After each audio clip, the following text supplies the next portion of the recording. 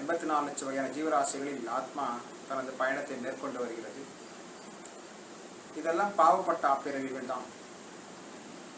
மனித பிறவி தான் மிக உயர்ந்த பிறவி, 4 லட்சம் வகையான பிறவி. அதுலேயும் ஒரு பாரத பூமியிலே மனுஷ ஜென்ம ஹோயில ஜென்ம சார்த்தக கதி பரோ பரோப்பகார்.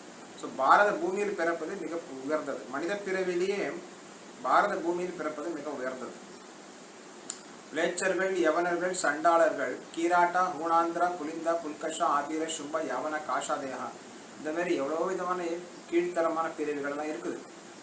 வீழ்ச்சியடைந்த வர்ணாசிரம கொள்கையை கடைபிடிக்காதவர்கள், சனாதன தர்மத்தை ஒழுங்காக கடைபிடிக்காதவர்கள், பல்வேறு அதர்ம செயல்களில் ஈடுபடுவோர். ஸோ இப்படிப்பட்ட அதர்ம செயலில் ஈடுபடக்கூடியவர்கள் உலகம் முழுவதும் அதிகமாக இருக்கிறார்கள். பாரத பூமியில் பிறப்பது மிகப்பெரிய ஒரு புண்ணியம் செய்தவர்கள் தான் பாரத பூமியிலே பிறப்பார்கள். பாரத பூமியில் பிறந்த பிறகு